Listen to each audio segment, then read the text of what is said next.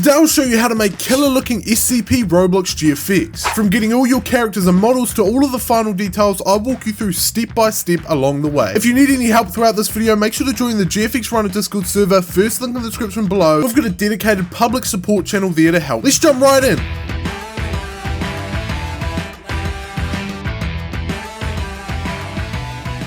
First, let's open up Roblox Studio to grab the avatars we're going to use for our GFX. Inside of Roblox Studio, you can easily import any character using this load character plugin right here, which I'll link in the description below. Just search for any player's username right here, and then click Spawn R6 to load them in. If you do Spawn R15, it might mess up your textures, so make sure to do Spawn R6. If you want a custom look for your characters, you can go ahead and open up your character's model. Under this one, you can customize its skin color, and under this one, you can customize the pants and the shirts here just by replacing the ID with whatever clothing item ID you'd like to use. You can also use other plugins. I use this one right here, but there's probably better ones out there where you can type in the ID of any avatar accessory and then click insert, and that'll import that accessory, which you can then equip to your avatar and you can really customize them a lot. I'm just going to be using this character right here. What you want to do is you want to go ahead and align your character to the center of the map. You want to select it, go under the properties, and you want to align it to 0, 3, 0, and that'll align it right in the center of the map. This will make sure that when you import it into Blender, all of the accessories will be aligned up with the rig. Otherwise, they might be like far away when we import it into Blender. If you have multiple characters, you want to bring them all to 0, 3, 0, but then move some along just like this. In fact, I will do multiple characters here just to show you guys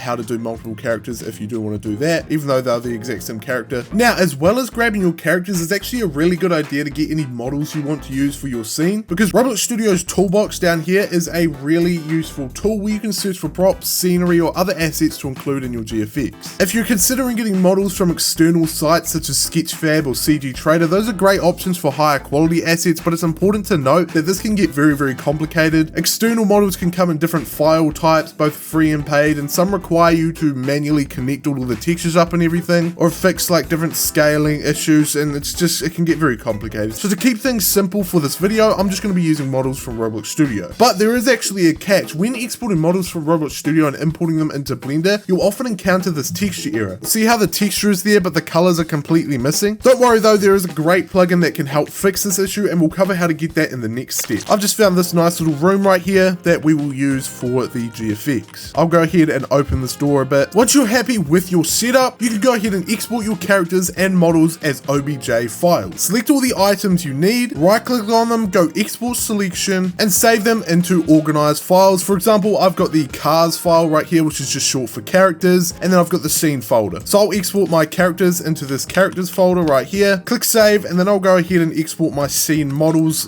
/ props into the other folder we made, just to keep everything organized just like that. Alright, now that we've got our characters and models ready, it's time to grab a couple of plugins. First up, we're going to need the Roblox Starter Rigs plugin. This is one of the essential ones because it lets us easily import rigs that work with Roblox avatars. Head to the link in the description below for this, type in 0 and then click purchase, type in an email address, once again type in 0 and then click get. Then you'll get access to the zip download for the Roblox Starter Rigs. Now there are a lot of different features in these rigs that I just won't have time to cover today, so if you'd like to learn more in depth about the Starter Rigs, I've got you covered with this full Starter Rigs course, linked in the corner as well as in the description below. The next plugin is the PBR solution. This one's going to help us fix the texture issue that I showed you earlier in just a single click. Once again, it's the same process that we did before. Type in 0, type in an email address, and then you should get the zip download. Both plugins are super simple to install. After you have both files, go to Edit, Preferences, go into the Add-ons tab right here, and then click Install. Select the file and then click Install Add-on. Once it's installed, it should pop up right here and you can enable it, then just do the same for the other plugin as well. Once you've got both the plugins installed, you're ready to move on to importing your rigs and models. But before we dive into that, let's make sure both of your plugins are up and running. Click N on your keyboard to open up this side menu right here, and there should be two new tabs, the Starter Rigs and the PBR solution. Alright, now let's go ahead and import a rig using the Roblox Starter Rigs plugin. Once again, you can click N on your keyboard to open up the side menu, go to the Starter Rigs tab, and then under this drop down you can select whichever type of rig you'd like. I'm going to be using the blocky rig. Go ahead and switch into material preview so we can actually see what we're doing with the textures here. After that, you can go up to File, Import, Wavefront OBJ, locate your characters folder, and before you import, you want to make sure split by group is enabled. This is super important because it ensures that every part of the character and each accessory like hats, glasses, or or other gear are imported as separate objects. As you can see, it is just like that. We've got everything in their own little models. Without this, everything would just be grouped together in one object, making it way harder to use. Once everything's imported, you should see all of the different individual parts. Each body part, accessory, and clothing item will be in its own separate object. You can go ahead and delete all of the body parts just like that. If needed, you can also shift click on this eyeball to hide the rig, just so we can easily delete these body parts. We need only the accessories, and you can do that for all of the different characters you may have lined up. I'll go ahead and move this SCP off to the side, and I'm going to shift click on this eye to re-enable the rig. A quick explanation of how rigs work is you can select your rig, go into pose mode, and then you'll have access to each bone of the body, which you can then manipulate and pose however you'd like. What we're doing is we're attaching these accessories to one of the bones. So for example, the neck bone or head bone right here would attach both of these accessories right here to that bone, and you don't actually have to do it one by one. You can select multiple ones at once, select your rig, go into pose mode, select the bone you want to attach it to, go Control P, and then do bone. Now you can see if we move around the rig, go into pose mode, it is attached to the head. Do the same for the rest of your accessories. So for example, this belt right here, we'll select the rig, go into pose mode. You can actually do Control Tab to go into pose mode. I'll select the lower torso, which you actually can't see, so I'll go ahead and go into viewport display under here actually. So that's the lower torso right there. I'll go ahead and connect that up to there, and then for this vest right here, we'll do that to the upper torso. And now you'll see everything is attached. If we go into pose mode, and let me put this back behind, you can pose everything and all of the accessories stick to the rig. Now to connect your textures, you can open up the shader editor down here just by dragging this up, clicking this and changing it to the shader editor. If not, then you can just go to the top of Blender and go to the shading tab, and now you have access to the shader editor down here. We can use this shader editor to edit our textures. Go ahead and select the head of your character, and then you'll see the texture that is applied to it. Click the X right here to delete the default texture, and then click the open button. Locate your character's texture. If you had multiple characters, you might have multiple different textures here. Choose the right one, and you'll see that your texture is now attached. Something you might have noticed is we're stuck with the default face. This is because the starter rigs has a really cool feature where you can change the face of it directly inside of Blender by using these down here with their pack of HD faces. If you want to learn how to use this and a deeper dive into the starter rigs, check out the full starter rigs course that I linked earlier. But since we really don't have much time to cover that, I'm just going to select all of these by clicking and dragging, and then clicking X on my keyboard to delete them all. We can then drag this main texture, connect the color up to the base color, and now you'll just have your character's texture there, all done just like that. Then you can go ahead and switch back into the default tab, move your character off to the side, and repeat that same process for each character you're working with. Importing the rig, aligning your accessories, which by the way, if you actually select one of your accessories and grab the move tool, you'll see it's out of place. So what you can do is you can select them, right click, and then do set origin to geometry, and that'll bring all of the selection tools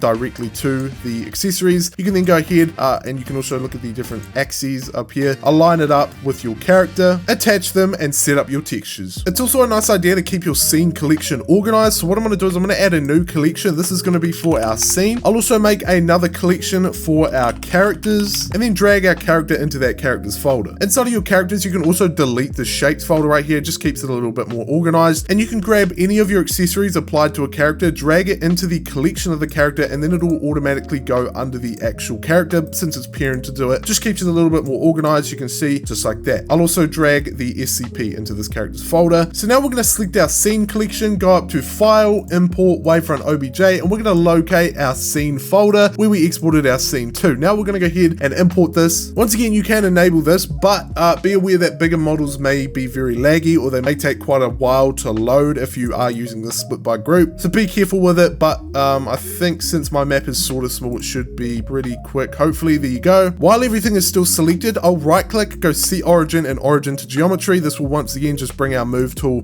directly to each model. But what you will see is if we look at the gun right here, it is completely white. The textures are completely broken, and I'm sure it's happening to probably other parts of this map as well. So to fix our textures, this is where the PBR solution one right here comes in handy. Select whichever models you want to fix. So I'll just do the gun first here, and then just go ahead and click fix it. Now you'll see the gun is fixed, and in fact, I'm going to select one part of my gun, and I'm going to do Control J, and that'll just group it all into this one model right here. We're going to do the same for the map though. So what we can do for that is we can right click on our scene collection, go select object, and that'll select every part of it. Since we have the rest of the map selected, we can just do fix it right there under the PBR solution. Once again, for bigger maps, it might freeze, it might take a little while to actually load, but after it's loaded, we should have all of the textures fixed up and working well. All right, now let's start building our scene. Before before we get into posing or adding any fine details or anything, it's a good idea to set up the camera angle, just the basic layout for the scene. First, select your scene collection and add a camera into your project by going Shift A and then down to the camera option right here. Then you can use the move and the rotation tool to adjust the position of your camera. You can also click this little camera button right here, go to view, navigation, and then do walk navigation, and then you can use your mouse as well as WASD in the scroll wheel if you want to slow it down or speed it up, and then you can go ahead and get a nice camera angle for your scene. With your camera selected, you can go under the camera properties, and then under the focal length here you can decrease that quite a lot. I'm going to decrease it down to maybe, I think 22 looks pretty good. Depends on your scene a lot though, so I'll just do something like this, I reckon maybe around about here. But now that we've got a camera angle, let's start laying out the scene. So you can select your characters here by holding down Shift and clicking on them once again, and we can just go ahead and move them into our scene.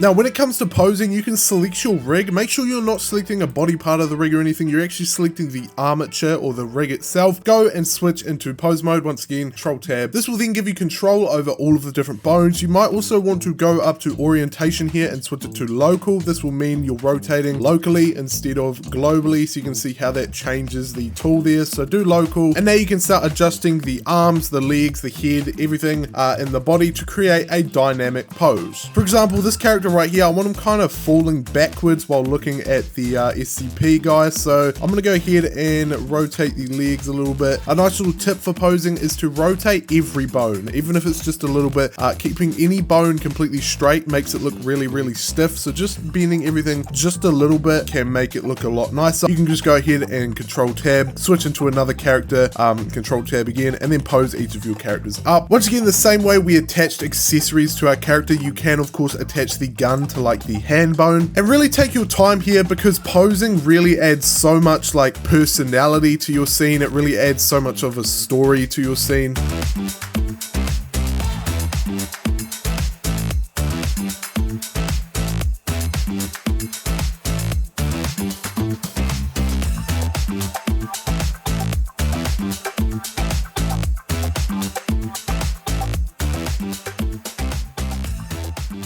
Alright, now that we've got our scene and our characters fully set up, it's time to make everything pop with some lighting and extra effects. Lighting is super important for setting the mood, and since this scene is like SCP themed, we're going to go for something dark and eerie, maybe a bit of fog and whatever else effects we can add to kind of make it more scary. First, let's make sure under our render properties at the side here that the render engine is not Eevee, but it's instead set to cycles. This allows for a much more realistic look. We'll come back and we'll edit all of the render settings later on, but first of all, we're going to set up some basic environment lighting. I'm going to go ahead and click on our scene collection, add a new collection, and call it lighting. If we go into our render preview at the top here, sorry if it is a little bit laggy, but if we look here, it is completely black. There is no lighting at all, so we need to go ahead and add in some lighting. Since this scene is inside a building, I'll just go up to add light and then add in an area light and use multiple area lights along the roof to light up our scene. I did some red lights inside where the SCP is coming from, and then some blue lights on the outside. This adds quite a nice contrast in the scene using two different colors that go quite well together. But if your scene was outside, for example, you could use a sunlight or an HDRI. And there we go, I like how that looks. So after your environment lighting is set up, we can then enhance the character's lighting. This is because we want the characters to stick out from the background more, since they are the main focus point of the scene. To do that, you want to find little bits of natural lighting that are coming from your environment, and then you can use area lights to enhance them. For example, you might notice little outlines of light around your character. These are what we call rim lights. And right now they're kind of just natural rim lights, not anything special, but then you can go ahead and use area lights to make them light up a lot more. And if we look at the SCP we've got here, even though it doesn't have much of a rim light, since we've got a big light source of red coming from behind it, we can easily go ahead and add a red rim light onto that character. And in fact, we can add a red rim light onto pretty much all of the characters here just to make it look a lot more appealing. You can also use point lights with the radius set pretty high to light up and bring more attention to the faces and just the front of their bodies, but sometimes using point lights like that can be a little bit ugly. So even just using an area light set up in a way that it's like a fill light that's just giving some general lighting over the front of the character is a great way to just light up your character a bit more and make it stick out more from the background. It all really depends on your scene and what you prefer.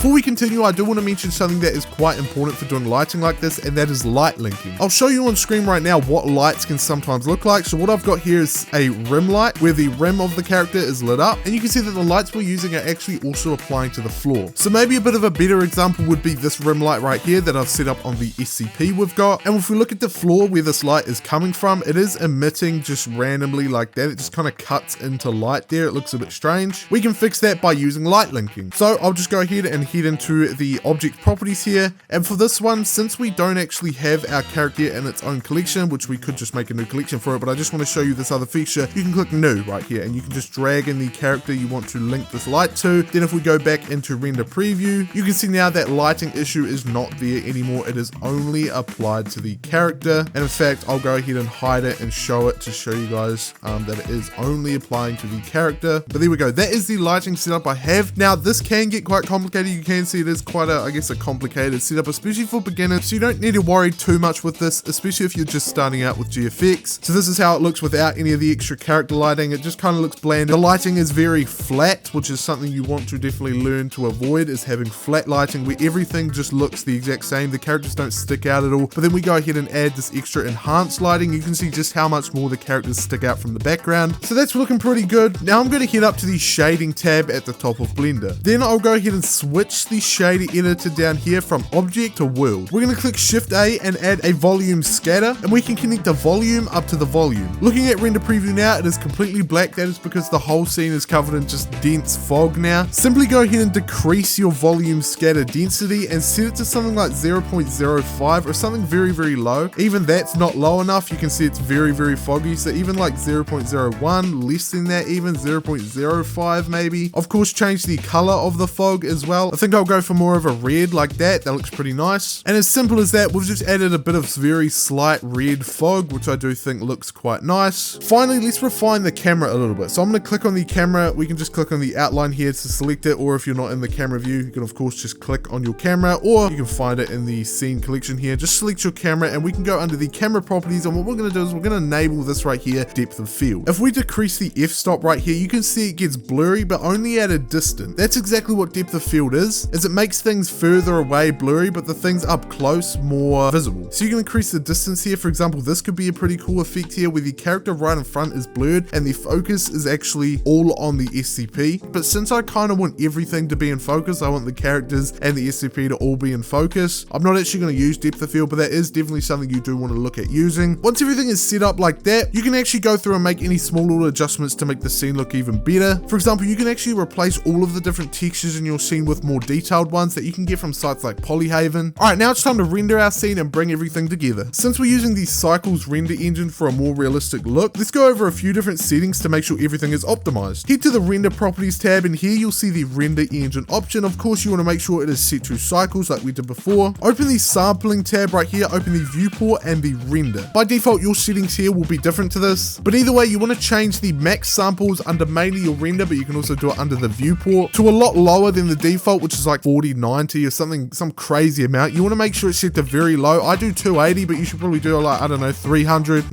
definitely not 3000, 300. You can even go down to 200. This really, your samples here really dictates how long your render is going to take. That's for our actual render. For the viewport, this is what we're seeing when we're enable viewport shading here. So setting it super low like that is fine because we don't let it fully render in the viewport anyway. Now let's enable denoise. You may have seen when I go into render preview, it's all like denoised like that, whereas when you go into render preview, it may be looking more like this, where it's completely all pixelated and everything. Denoising helps smooth out any noise or grain in the final image. This is especially helpful in dark, eerie scenes like we're using today. Enable both the viewport and the render denoise. If you want to copy my settings, these are how they are. And actually, that's another thing up at device here. You want to make sure if you do have a GPU, or at least a GPU that's better than your CPU, 100% use the GPU. It'll speed up your renders and processing and everything a lot. The denoise settings don't matter too much though. It's more about the noise threshold you use. I've got it set to 0.01 there, but be aware the more you decrease it, the more like detail it's going to go into denoising your scene. So if everything looks good and you think you're ready to render, you can go ahead and click F12 on your keyboard or go up to render and then render image. Depending on your settings and your PC specs, this might take a bit of time, and I mean a bit of time. So I suggest going for a walk or eating or doing something else while you wait. But once it's done, you'll have a high quality, fully rendered GFX image. After it's it's finished, you can save it by going up to image and then save as. Then you can open Photoshop or Photopea. I'm going to be using Photopea just because I think that's what most people will be using, because of course Photopea is the free Photoshop alternative. You can head over to the link in the description below or just photopea.com, drag in your render to make a new project, and here we can start to do some adjustments to our layer. We're going to right click on our layer and then go down to convert to smart object. With it selected, you can then go up to filter, camera raw, and here we've just got a few settings to mess around with the color, the light, and the effects of the scene, which if you're inside of Photoshop, there's a whole lot more settings that I do actually cover in a whole camera raw filter tutorial I have on the channel. But here we can mess around with the exposure, which is pretty much how bright it is. So I'm going to increase that to about 0.5, mess around with the contrast. I think I'll increase the contrast and the exposure quite a lot. So I think that's looking pretty good. The highlights of the scene, I think I'll just increase them just a little bit. Shadows, we'll keep them quite dark. Now with doing post effects work or even just doing GFX in general, you could copy all of my,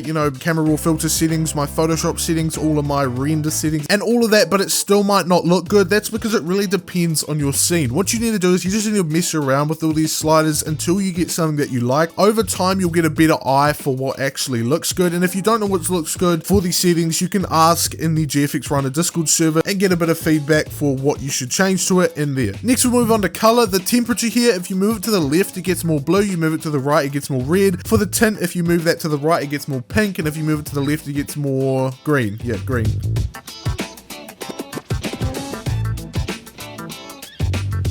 We'll increase the texture here, which you can see that brings out the textures a whole lot more in the scene, which is a very handy thing to use. I'll set that to maybe 20, which just makes everything a lot more clear. Talking about clear, we've got clarity here, which actually just does make everything a lot more clear to see. And I think that does look pretty good. So we'll also go with a dehaze, which obviously if you decrease that, it's going to add haze to the scene, which we don't want too much haze. I'm not sure if we do actually. Maybe I'll just go 15, maybe even just 10. I think that looks pretty good. Then when you're done, you can click OK. And the reason we did a smart object, we did convert to smart object, is because now we can actually always just double click on this camera raw and go back and change it if we want. But there we go. If we hide that camera raw, you can just see how gray and dead the scene was, but then we added a lot more saturation, adjusted the colors a lot more, and it looks a lot better. Now what we'll do is we'll go down to the adjustments here, and here are a bunch of different adjustments you can use. The only one I'm coming here for is the curves right here, because what we can do with this curves is under our properties is we can increase this a lot, or actually I'm going to decrease it in this scene, and you'll see that makes it a lot darker. The reason we're doing that is you can then click on the mask right here of the layer, and we can select our brush tool, increase the size and decrease the hardness. What we can do now is with our mask selected, make sure it's the mask and not the layer, but the mask, we can then with the color set to black, just draw over where we don't want this darkness to apply. And all this is doing is then just applying a dark outline to it, or what we call a vignette. And if you ever want to add it back, you can then just click X to switch colors down in the little color thing right here. We'll get white, and because it's on the mask, we can then just do white around the edges, and that'll draw back in the mask, so we can just make a very slight vignette around the whole thing. So there we go. I think that is a pretty nice vignette, just a super simple way of once again bringing more attention to the characters by just making the corners a lot darker. Now we'll add a new layer, and with our pen tool selected, we can come in to our like rim lights we've added here, and we can just draw over them with the white. What we're going to do is we're going to turn this into like some bloom or glare, whatever you want to call it. We can click here and then hold down shift and click, and that'll draw a straight line. So we can then just come and draw around the place here.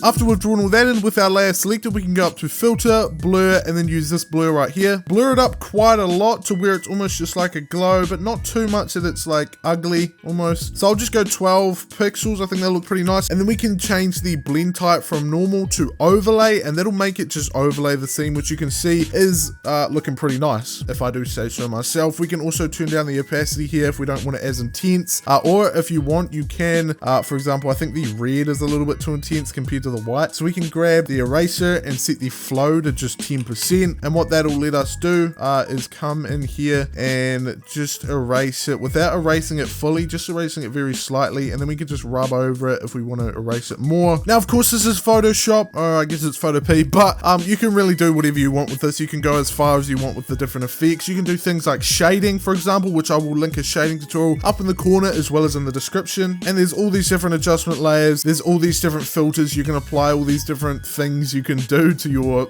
scene. I'm pretty happy with how that looks, so I won't go too in depth to anything else. Now you can just go up to File, Export As, and then PNG. You might also want to do Save as PSD, so you can come back and change any of these things if you don't like them. Alright, and that's it for the tutorial. You've now got an awesome looking SCP themed Roblox GFX. Hopefully you've learned some new cool tips and tricks that you can use in your own projects in the future. If you enjoyed this video at all and want to see more content like this, don't forget to hit that like button and subscribe to the channel. Thanks for watching. I'll catch you in the next one. Happy GFXing.